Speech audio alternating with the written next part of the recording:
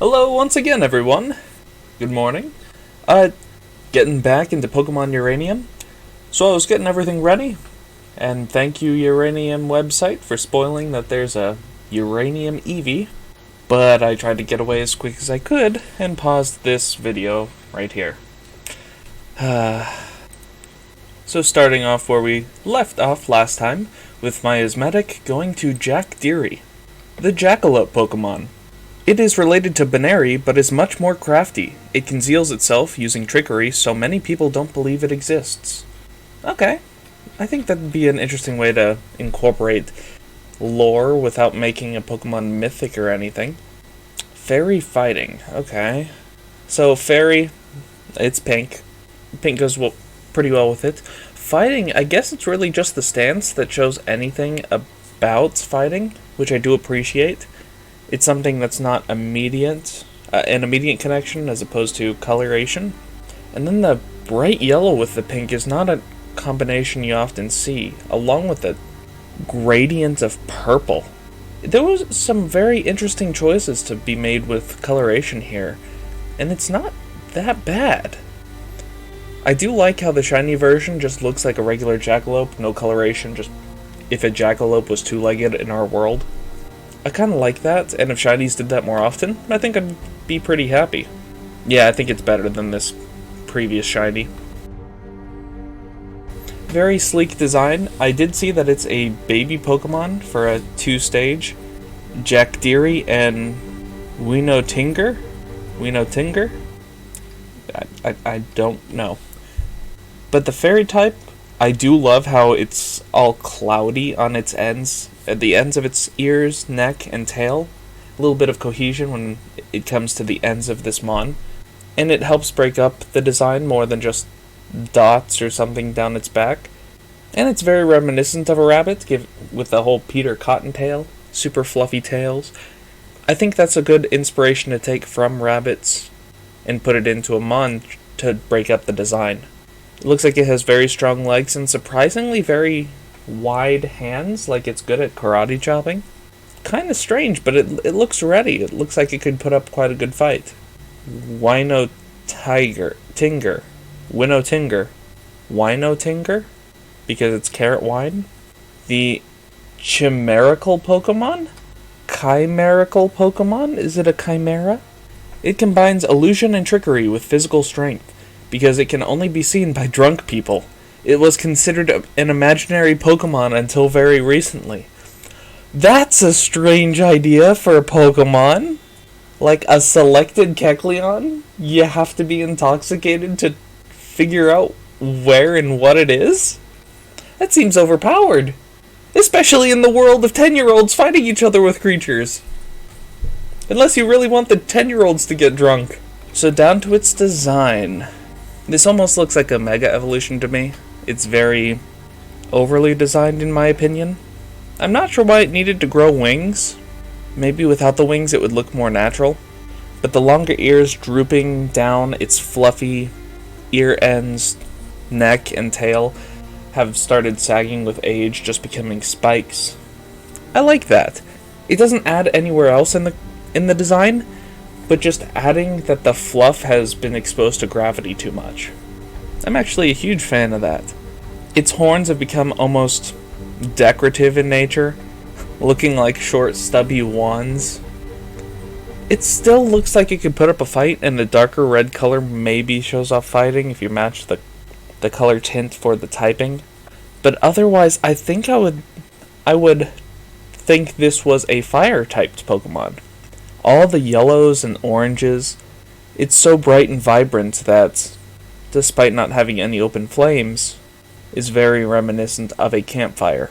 This pose isn't as directly comparative to a fighting type.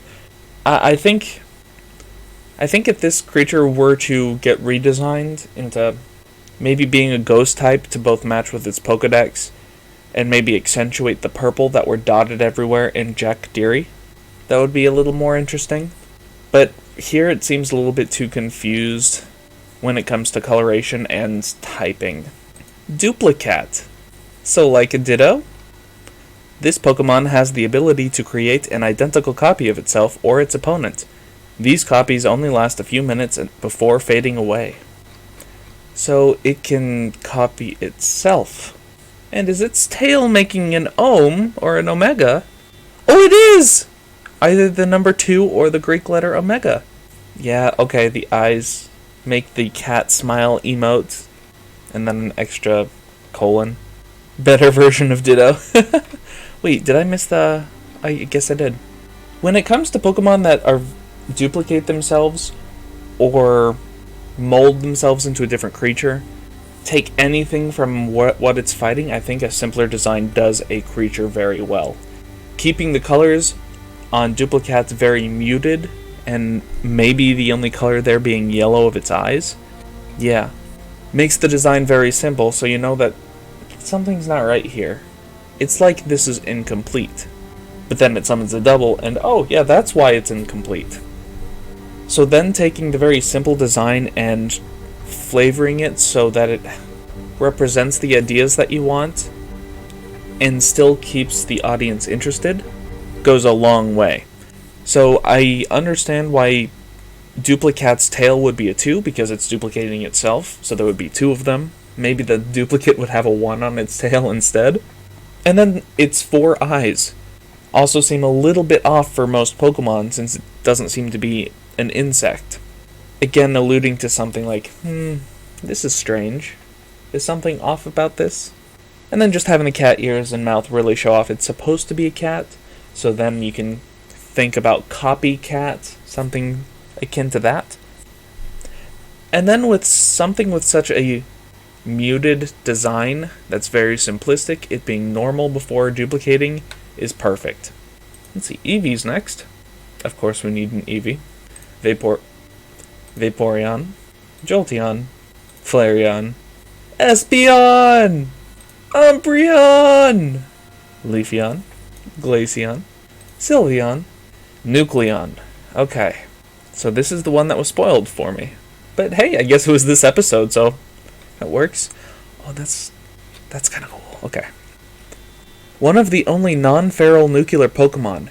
It's theorized that its bond with its trainer when it was an Eevee allows it to stay in control. So nuclear Pokemon lose control.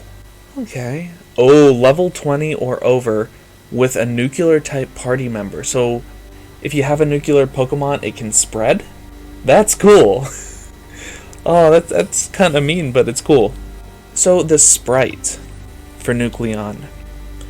I like that the nuclear radiation symbol that you can find on, well, anything that is nuclear or has radiation looks like a bow tie? That's pretty dang adorable. And then you kept the triangles to make the ears and tail, using the resources and making the whole design more uniform. You're using simple shapes to both show how strong it is with the blocky ends and how fierce it is with the sharp corners. And then you're just taking great use of a symbol that is somewhat widely known in the world. I won't say completely widely known. It's with symbols it's kind of weird. But it also looks like a bow tie, which is so adorable. It's a very simple, smooth design, so maybe Nucleon's base body is supposed to look like melted metal due to overexposure of nuclear radiation. And then it had to have the little bit of cliche, but it works great here, of growing extra appendages or a third eye. I'm a big fan of this. I'm curious if the third eye and the glowing blocks make this mon, or show a special connection with this mon. I know that a lot of evolutions use types that are often mixed with special typing, either offense or defense, mostly from the older games, or that connection mostly from the older games. But nuclear radiation definitely feels like it would fit the same lines. So I'm happy that they did do this evolution, and I think they did it really well. It's a very sleek design, minimal color, yet it still follows the basic color scheme of the established nuclear Pokemon. Except the shiny.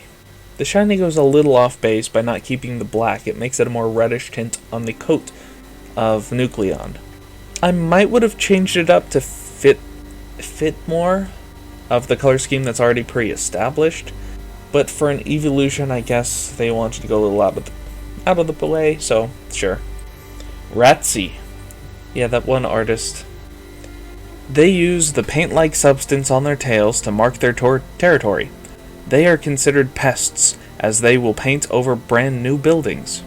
Banksy, that's it. Pure dark type, okay. So taking a, let's say, hobby that's often thought to be in dark alleyways or in the dead of night, mixing it with a goth-themed rat. You know what? I think it works well. I think I might have changed the eyes a bit to make it look a little bit more angry or have bigger eyes in general. The emotion that I'm getting from this one is just, please don't hurt me, or I've just been caught, which could work. While Graffiti has a much more smug attitude. I like how its hair isn't just a random weird color. It's roughly the same color as its nose and tail, much like Graffiti. It looks like it's supposed to portray a goth or someone who wants to be super unique, so they change up their appearance. And generally, people who want to change up their appearance, it's because they've noticed similarities, want to break out. They might be an artist because they're seeing so many similarities and want to be something different. So it's a connection with both what this Pokemon does and what this is supposed to represent that ties together very well. Graffiti. This one does look a bit more like a clown with a very puffy hair and big pink nose. So it's a little funny to me. I think if they made its nose a little bit more angular and long, it would have been interesting. But all in all, again, very emo. This one might be a little bit more punk with collar and spikes and wristbands, ankle bands with spikes. Definitely feel like it's trying to break out of what society wants it to be. It would be very interesting to see these two and Smeargle meet each other, because I feel like Smeargle's trying to do the same thing, but is more of a look on high-class art, trying to be fancy. I don't know. And then having very similar designs. It's a little weird how Graffiti... Oh, I didn't read Graffiti's Pokedex. Let me get to that before I comment on the spray can on the end of its tail. They spray paints to create elaborate signs that only other Graffiti can understand. Their adept knowledge of color theory has led some to consider them artists on par with humans. It's still a little bit weird how they evolved an aerosol can on their tail. Just a little bit. Just a little bit. Somehow it's more believable that they grow spiked collars to me. There are some animals that have spiky defense mechanisms, but growing a compressed air can in your body, that's a little too far from my understanding. Maybe if you made the tail look more like an airbrush instead of a spray can, I would get that more, but I feel like I'm just splitting hairs. It's all in all, I think it's a pretty cool idea. Gargriff, the Gargoyle Pokemon. They spend most of their time standing so still, they are often mistaken for statues. They perch on the rooftops of Venice City, guarding it from outside attackers. So with a Gargoyle, it's often going to be very hard to color. So keeping it one color, I really can't comment on it. It's very, very based on their inspiration. And I like the shine that they've made the shiny version of this Mon more elaborate. But looking at this mystery gift Mon, that's so strange. I like it. It's very misshapen, not symmetrical, very anti-Gargoyle. And bright and colorful too. But onto the base design. Very regal. Just supposed to be rock, it portrays rock. It could almost be rock flying, depending if it can fly. Considering where it's supposed to be, if it's on skyscrapers, if that city is like New York, I would expect it to fly and be rock flying. The only other rock flying I can think of is Minior, so it would be real cool typing. Very unique. But I can understand if this wasn't able to fly anyway and just use its wings to attack. Masking. The Masquerade Pokemon. Okay. It is capable of distinguishing itself as anything it likes. Although it appears to be a bird Pokemon, this is just an illusion. No one has seen its true form. So it is Mimikyu. Okay. Let's see what the sprite work is. So it mimics itself as a bird, so I will judge it as such. But it's very mimicky.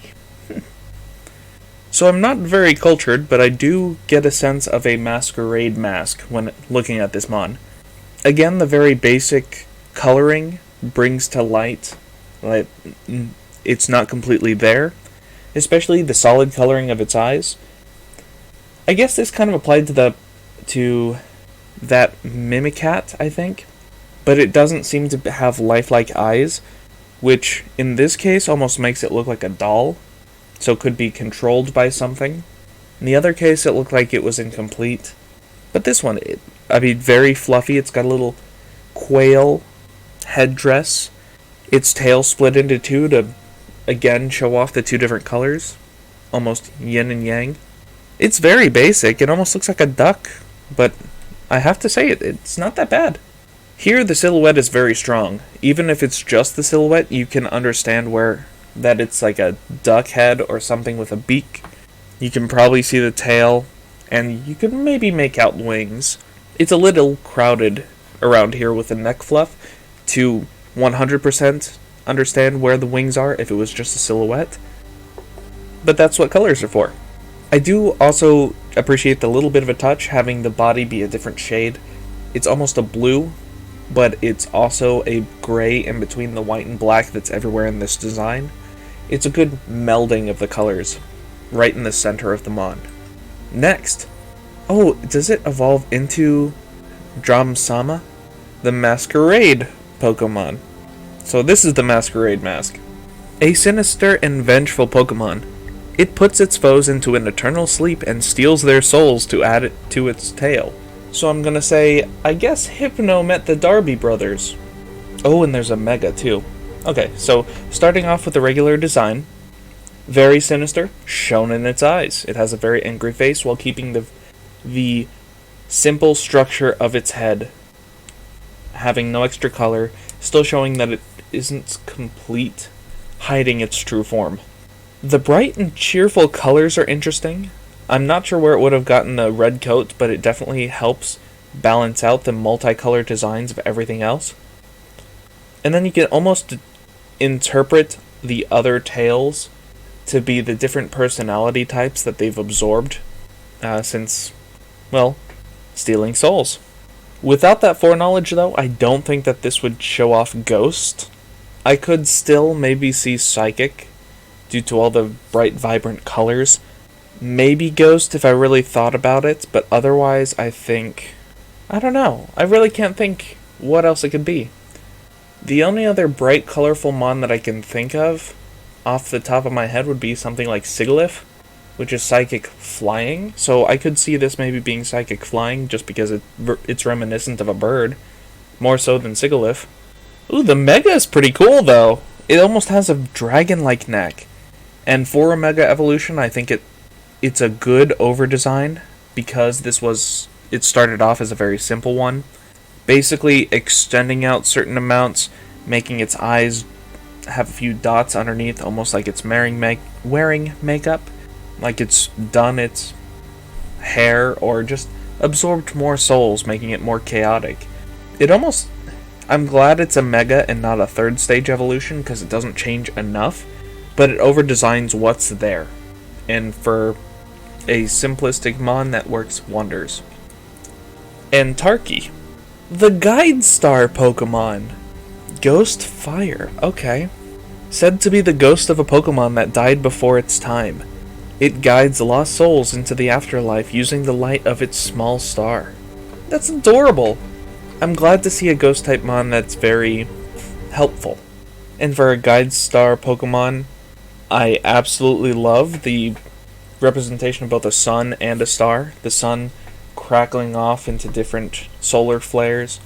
The star just being a very bright center, contrasted heavily with the dark creature engulfing it. I need to figure out what it's inspired by, though. Based on Antares. the brightest star in Scorpius. It's also based on a character from Hatoful Boyfriend. What? It's a very simple design, and if it's supposed to be a ghost holding on to something to help others guide the way, kind of like a gaslight, I find it very adorable. Its slant eyes, because it's close to such a bright object that seeing just wouldn't help at all. And then the scorpion tail coming up from the bottom, showing a little bit of a pincer. This thing has to be very defensive all the way around, special and normal. Special attack is high. That's interesting. But yeah, attack is very, very low. Defense is not good either. Huh. All in all, I think it's very interesting what they did with a basically ball for a Pokemon. It's very bright and vibrant, orange and purple, again contrasting itself rather nicely. And then the Christmas sprites look adorable. A mistletoe angel carrying a Christmas bulb. Perfect. Perfect. It's very Christmas. Chupacho. Chupacabra, the bloodsucker Pokemon. It comes out at night to suck the blood from sleeping prey. Its needles contain a numbing toxin that can incapacitate an enemy in minutes. Okay, that's a lot of power for a basis Pokemon. Luchacabra! Oh god. Okay. Chupacho. Lupacho. So, muchacho. Okay, muchacho. So, Chupacho, for a bloodsucker Pokemon, having blood red eyes, large fangs, spikes everywhere, it portrays a dangerous nature. And then having the big head also shows off that it's a baby Pokemon. Its feet are strange. That's not a... Oh, I guess that makes sense. Just hard to tell with the sprite work. 2 toes with some back fluff. That makes enough sense. Looks like it's getting ready to pounce on you to suck out blood. Not too bad. The red, purple, and like a beige green is interesting. It works together better than I thought, and it does lead into the coloration of Luchacabra. That and the colors around the eyes and the mouth also foreshadow what Luchacabra becomes. For just poison type, lots of purple everywhere. That gives it away. Lots of points. Yeah, it portrays it very well. Luchacabra. I like the idea. I didn't think I would. It does not understand the meaning of mercy, and it will ruthlessly attack with deadly toxins. It can shoot poisonous spines from its back. I don't think that's quite what a luchador would think, but hey, you know what? This is Pokemon, I guess that's fine. Yeah, but very luchador. You have the pants, you might have gloves, but you got nothing on the chest. It uses the light green beige type color to try and represent a skin tone with the mask covering the mouth and eyes, much like what I think of every luchador mask. I've never been one for like a wide face Pokemon, but this one does it pretty well. The large mouth that's wide, fangs coming upwards instead of down, makes it look more grisly and a little bit more experienced, especially with how bulky it is. It is ready to take down prey and can very easily. The coloration on the shiny is very interesting too, just being white and red. It's very cool. I think the coloring all of the nuclear forms really makes these other alternate forms easy to do, even if it's just basically one color and white. Linkite, the Forsaken Pokemon. Oh, the spirit of a Pokemon that died inside its Pokeball. It has forgotten its original appearance, so it takes the form of a substitute decoy. That's so sad. Okay, but the Christmas one is pretty cool. I mean, it is what it is. That's a design that's hard to critique. So it's very word for word. It is a creature chained to a Pokeball who has forgotten its appearance. It is using a substitute. When it's taking so much from a pre-established lore, I really can't say much, because it is almost exactly what it is. The only thing that I think is different is these lighter green spots underneath the substitute's eyes representing a tear, and the tapered off tail. I think the tapered off tail and the substitute plush floating, that represents Ghost. they did a great job with just those two things. You didn't have to have the chain or the Pokeball for that, but just those two alone make it Ghost. The rest is just portraying the idea. Chainite worries me just from that little I see. The Retribution Pokemon. Okay. A malicious and dangerous Pokemon. It seeks revenge against the trainer who abandoned it. Its shackles were reinforced in order to keep its violent nature under control. So Dark Ghost. It is very violent. Yeah, so the Pokeball growing makes sense. If it didn't have the spikes, I would think that this creature's the same size. This is a case where I think I might have put 2 or 3 Pokeballs randomly for size comparison, but a motif that's often enough in the design that's interesting. Or heck, you could have just hung it off the side of one of its sides and made it really small just for that size comparison to make it look huge. However, adding spikes effectively does the same thing, because I'm fairly certain this is supposed to be big. Height, yeah, the height is huge. As for the substitute, I like how it could still form its skin, but it's been ripped, torn, and held in place so much that the evil's starting to take hold. It still has the lingering sadness of being lonely and not knowing what it was, but now its malicious intent is really starting to poke through. I think it lost the ghost representation here, but it definitely got the dark. And then the wispy nature of the glowing black hands could very well be ghost. So the dual typing, probably perfect for this design. I'm not sure how I feel about the bright yellow coming off the creature. It's already using so many different colors. The green and red forming different entities that's separate but constrained within the same design. But I think it looks better than its shiny, which does try and make those colors uniform. Having the malicious intent be separate from the prison and the solitude that it felt does have a somewhat redeeming hope in the design itself. Puffluff, the soft fur Pokemon. Oh! Ice Fairy. Okay, ice immediately represented. It constantly wraps itself in its long tail to protect it from the cold. Despite this, it always seems to shiver as if it was freezing. And so it's a Chihuahua. And it's got a split Evo. Oh, okay. Interesting. So again, very basic designs, effectively having one color, a few different shades of that one color against a white background. It's Ice Fairy, which ice I get entirely. The blue and white give off that, and the heavyset fur could allude to that. But fairy would be very hard to portray in that same instance without effectively adding highlights of pink. I think maybe if it had a pink scarf as well, that could work. Blue and pink can often work well together, and it would help break apart this back sprite just a little bit, while being almost hidden in the front sprite. So if you wanted to keep that dual typing a little bit hidden, you could, but it's still there that somebody could latch on and understand. Now it's split evolutions. Alpico, its 2 tails are coated with a waxy substance that allows it to glide over snow and ice. They are often seen hurtling down mountainsides at high speeds.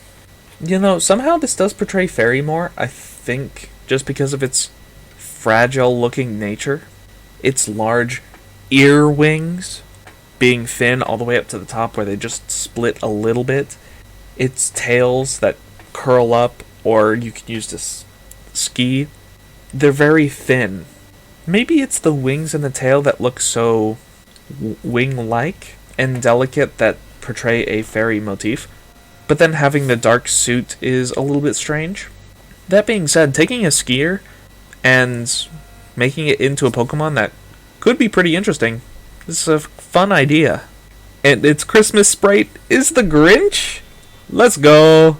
That and the little stakes that skiers use to propel themselves forward, making them spikes that they can use kind of like underhanded daggers. That's pretty cool.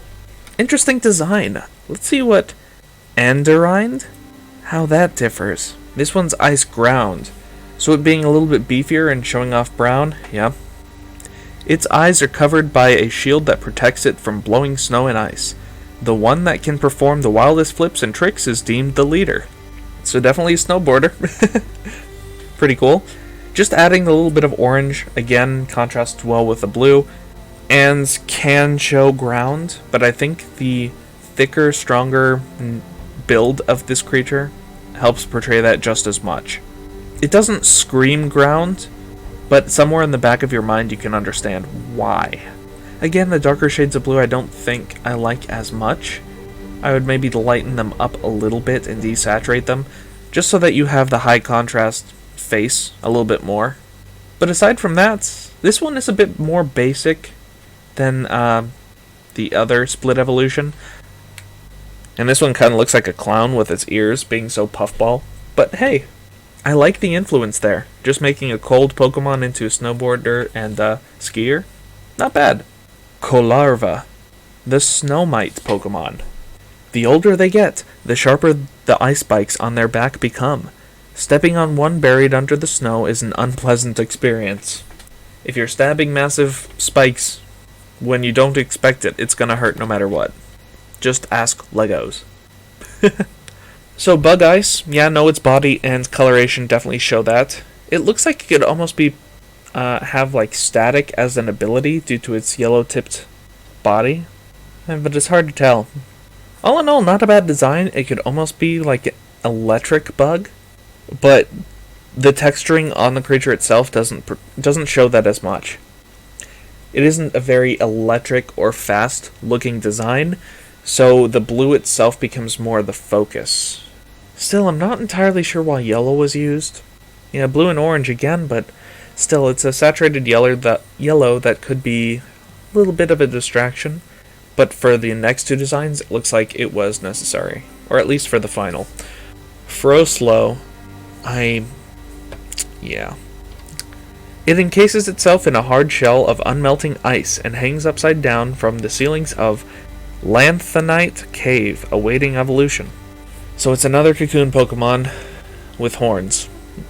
What I find even stranger is how it leaves its head exposed. If it's unable to move and really defend itself, other than using this hard armor, why would it expose its head? So aside from the problems that I have with cocoon Pokemon and how samey they all feel, that exposed head does grant a little bit of an interesting design. It almost looks like it's just hiding rather than being stuck in a cocoon. And then how they are portraying ice here is very effective and very unique. The diamond shape ice sheets, or ice cuts, make it look like a jewel. And from what I read in Colarva, it being based off of a jewel bug, or jewel insect, something like that.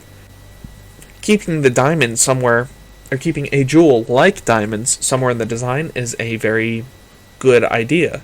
Keeping the line a little bit more uniform. Frosthra, the frost moth Pokemon, also takes those ice diamonds and forms them into the rings, so even better. It connects everything. They leave a shimmering trail of ice crystals behind them as they fly. They are prized in many regions for their rarity and beauty. Very, very cool design. For such a large body, you do get a sense that a lot of it is fluff, both because of how often fluff is used in the mane and the tips of the wings, even the feet. But then compared to the thinness of its arms, it doesn't look as strong as it should be. My best guess is that Frost Bug Ice, that's my guess, would be that it is a special defender, special attacker. Special attack, special defense, and speed. Yeah, no. You can get all that just by the design of the creature, and the orange contrasts do help the creature pop a little bit compared to the various shades of blue that could just get confusing or repetitive if it was the only color in this design. So having that throughput of an orange come through the line works very well, even if it's a bit confused, especially in Colarva, the first stage. All in all, pretty tough looking. I like how the horns have developed more. It does look very beefy now, as almost a trick. It instead tries to rely on special attacks, so very nice. And the shiny too. I just like the black, red, and yellow. It's rather nice. Faffer, the antler Pokemon. Oh, this Pokemon's shaggy coat keeps it warm in freezing weather. They are sought after by hunters for their silky fur. Oh, they look so happy. Blissfully happy. So Faffer, their coat being the thing that this line is known for, it's good that there's so much emphasis on it. However, it does lead to a somewhat disjointed design. The fur on Faffer isn't anywhere other than its head and back, so it looks like it could just be a blanket over a Pokemon. With the antlers growing through it helps a little bit, but I think it would be nice if maybe the fur ended curling around its back legs instead of drooping off. It could still be a tail, but connected somewhere else on the body, much like Fafninter does it in its next evolution. The Ice Dragon Pokemon, or the Snow Guardian Pokemon. A gentle guardian of the mountains, this Pokemon will often escort lost travelers and Pokemon to safety by giving them a ride on its back. So I much prefer how this Pokemon has its coat be around all of its limbs. It still has that exposed body, which is very minimalist, and still shows off the coat a little bit more. But its coat being more of its design helps. In fact, I find it more interesting how the coat is just on the outside of its body, while it has two patches of white fur at the base of its chin and its chest. Oh, or just its chest if it's a female. Its antlers have grown too, which makes it look very, very nice, really. So ice, I think, works well in both these cases. Dragon, though, with the antlers and large gaping mouth, I think it could work for Fafninter, but Faffer doesn't look like it should be dragon just yet. I don't think a creature needs wings to be a dragon, but Faffer seems to be missing something. Maybe claws? Something to show off dragon, because there are a number of Pokemon with large gaping mouths that aren't dragon. I'm thinking like Croconaw, Cracroc. Yeah, they're alligator crocodiles. I don't know.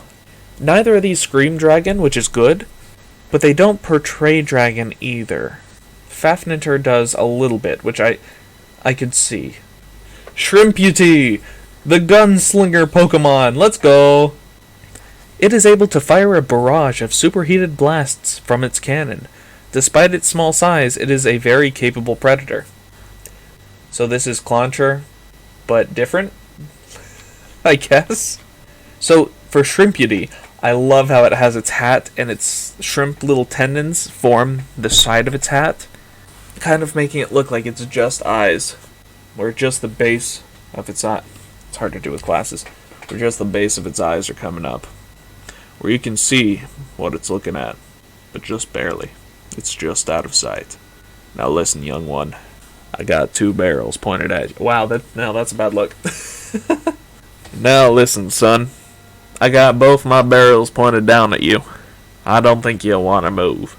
My voice is great, very grizzly right now. So water fire. With the red highlights and the orange hat, along with the cannons on its arm, I think that water fire works well. The hammer hit on an older gun, like a revolver, would give a feeling of heat in a design, which I think Crevolver does a better job showing that off. With Shrimpity, it's just a couple of tubes that's supposed to fire off something, so it's a little bit confused, but the red and orange highlights help that out. And it still looks like sea life, so it being like a lobster or a shrimp or krill with its fins and little extremities, being a blue body as well, shows off water very well. Overall, a very simple design that I absolutely love, especially how its tendrils form into a hat. That's very creative and I love it very much. Now Crevolver, the sharpshooter Pokemon. And then that little art. That's adorable. Called the Ranger of the Sea, Its reaction times are nigh instantaneous, and its aim with its pistol is excellent due to its highly advanced eyesight. Very interesting. Ooh, and I like its shiny being a bronze. So Krill. Both their left arms seem to be very small, not used for very much, maybe as much as their feet. But Crevolver also seems to have its gun be a pincer, at least in some form or function. Again, I love the hat design, even if this one's more narrow and a little bit harder to see, but the emphasis on having the revolver look like a revolver, I have to give big props, because that could be very hard to incorporate into an organic design. Law Vents. Ooh, the Vent Worm Pokemon. Fire Dragon. It lives within igneous crevices at the bottom of the sea and absorbs geothermal energy. When prey comes close, it spits out scalding hot water. Very hidden, very interesting. Again, this is the third, I guess, line of creatures in this dex that have their body partially hidden. That might be an easy way to cheap out on design, so you don't have to think that much about its body, but it can be very effective, especially if this one is hiding most of the time. It makes sense that it would pop out only every now and again. But with this design as it is, it makes me curious what the rest of its body is like. Is it that white tube? Is that white tube just like a necklace? It leaves a number of questions. However, for Fire Dragon, it's red and it looks like a dragon or serpent. It does that well. If it's living in the molten core, or in lava effectively, lava or magma, I can't logically ask that it would be a different color other than red and yellow, because it'd be so warm. It'd be constantly burning. I do think I like this design in the art a little bit better. It looks so happy, as opposed to this one that just looks kind of scheming or done with everything. Maybe it's just the way this eye is drawn. It looks like there's a pattern around the eye, and then it's just beady, like a very, very tiny eye. And then it has a bit of a smile. I just like this art more than the sprite. Because of that, it looks a bit more happy to be alive. Sawbone, the Swab Pokemon. A favorite Pokemon of pirates. Its bandana it wears indicates which ship's crew it belongs to. It craves treasure and will hoard any gold and jewels it finds. So very swashbuckling. Looks like it could be a cabin boy. Looks very Cubone, but I like how it has bones on both the top of its head and bottom. You don't often see the bottom parts. But the skull could itself be a mask to hide its identity from the Navy. Its rib bones, just adding a little bit of breakup in its solid purple body. I think it could use something like that on its legs too. Maybe, I don't know, maybe some red just to tie in the design a bit more. Maybe it wears one red shoe, something like that. But all in all, not bad, especially if you just have the red be on the handkerchief around its neck and its hook hand. It's very interchangeable and you can change it out, and it could be any color really. But having it be a nice bright red works well in contrasting the plain white, or green, very light green, and purple. Ghost fighting? If it's wearing skulls, sure. If it's got a hook hand, it looks like a weapon. It's supposed to be used kind of like a weapon to defend yourself, and that you've been through a lot of fights, so I think it succeeds on both ends. Skelerogue. The first mate Pokemon. It requires seemingly no sustenance such as food or air. Although it can't swim, it will walk across the bottom of the sea until it makes it to shore. That's kind of sad. So first mate Pokemon. A lot of it's very much the same. Its arm is a skeleton just like Sawbone's, which was a good breakup of both of their bodies instead of just being the solid purple, having one be replaced with a skeleton hand. And then this one does take into consideration my idea of having red on its feet. However, this time it is to hold in place a wooden leg. So again, it's very piratey, but it helps break up the purple base body. The skull has grown too into sharp 4 spikes and a longer muzzle, to show off that it has grown a little bit. All in all, I think it looks great. I think it could be a final evolution in itself for a 2-stage. But this next one's gonna be interesting. Navigast, the captain Pokemon. Said to be the spirit of a mad pirate captain reincarnated as a Pokemon. Its spectral flames are icy cold to the touch. Okay, it doesn't look as messy from the back. So the purple of the body is now represented by what seems to be hair coming out from the base of the skull. The 4 pointed ends now being bones to show like a Jolly Roger. A marine hat, the center of which is now aghast with blue flames that match the blue body of this now spectral being. It's interesting, and I really like the design.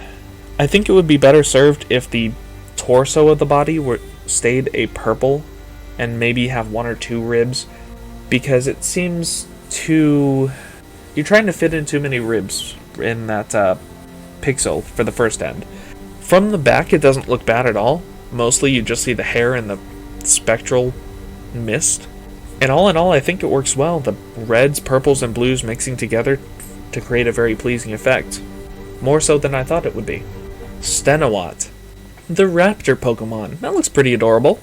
It flaps its wings to generate electricity, which it stores in its tail. It channels the stored energy into its legs to run faster. Didn't we already have a Pokemon that used electricity to run faster? Yeah. A very simple pose, looking like it's ready to attack. For an all-electric, having a purple face and blue everywhere is interesting. However, I think that the blue accurately portrays electric typing, along with its staticky looking hair. It both portrays a sense of speed and static electricity because it moves around so much. Its furry legs are interesting too, because that could create a lot of wind resistance, but it makes the legs look more powerful, more muscular, while still keeping a sense of speed, having them trail behind it. I feel like maybe the leg feathers could have been white, the same as around the head and neck, to tie the creature together more. Because otherwise the purple and the whites together make it look distinct from the rest of the body. But I do think that the white helps break it up a bit, so I would maybe have the white on the legs. Anyway, not too bad of a design. Again, I would change up the coloration, but the silhouette is fantastic. And I love this art where it can barely reach its head.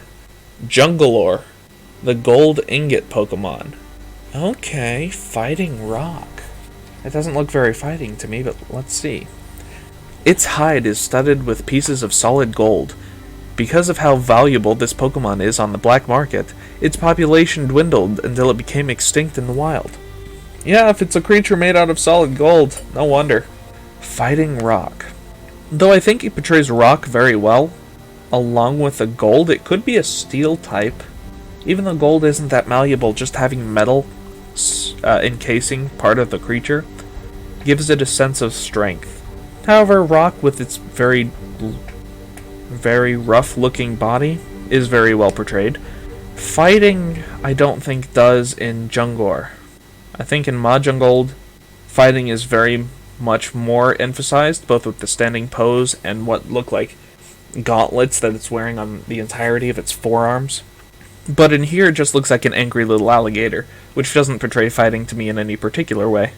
The coloration's interesting. For rock type, yeah, the tan body makes sense, but having it decorated in gold, both on the forearms, again, along with around the head and the lower jaw, and with a triple pompadour, big fan. It's a good allusion to what it becomes in Majungold. Let's see what Majungold's dex is. The gold bar Pokemon, so it's a little bit more refined. Its enormously heavy arms are made of solid gold. This Pokemon has developed extraordinary strong muscles to hold them up. Which makes sense. Metal is heavy. To be able to use it as a weapon, you gotta be super strong, which does portray a fighting type. But again, Angry Alligator Boy does not.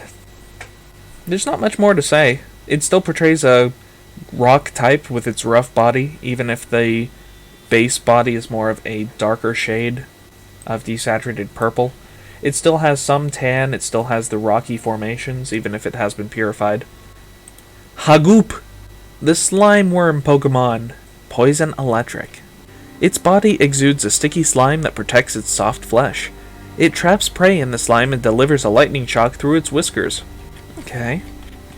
I'm expecting beady eyes. Oh, okay. Hagross. A+ tier name. Oh, what's that name? Ha! Gross. So Poison Electric. If you have a yellow faceplate with long tendrils, does help out. Hagross is more direct in its electric portrayal due to the tendrils forming a lightning bolt shape. If that doesn't scream electric typing, I don't know what does. Poison type, it's got a base purple body with green slime that's dripping everywhere. Yeah, that portrays poison very well. But other than that, the silhouette of this mon is interesting.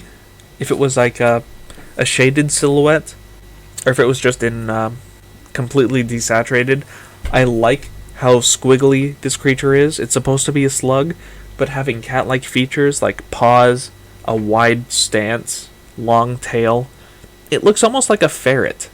And it's adorable because of it. Its small beady eyes almost showing a scared nature. Oh, and the mystery gifts texture, that's so strange. Oh, that doesn't even seem like the same game. Now, let's see what Gross is like. The Slime Eel Pokemon. The slime covering its body is toxic and corrosive. Between that and its electric bite, it has no known predators. They proliferate in contaminated areas. Okay, so it also has yellow stripes going down its back. It's kind of hard to tell with the sprite.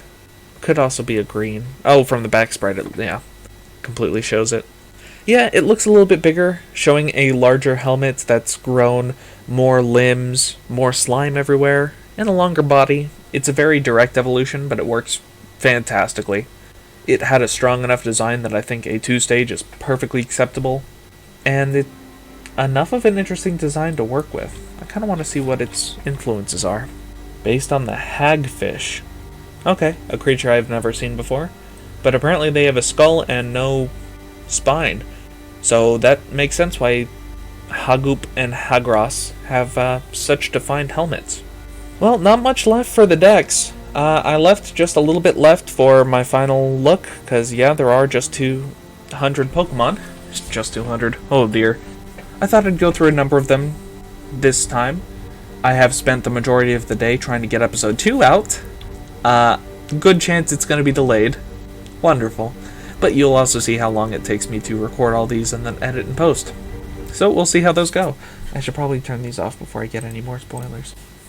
Now that I'm getting to the end of this section, I'm thinking about what I'm going to do in the future. And because I'm on a school-esque schedule, like I have breaks 4 times a year, I'll probably do a mass recording session then, and then release them as they go on.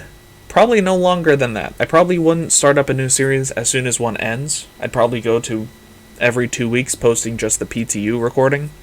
But just so that I have enough time to do everything that I'm looking to do. So, thank you for going on this trip with me. So far, very interesting decks. It has a lot of ideas. This one seems to be more... It seems to embrace stranger ideas.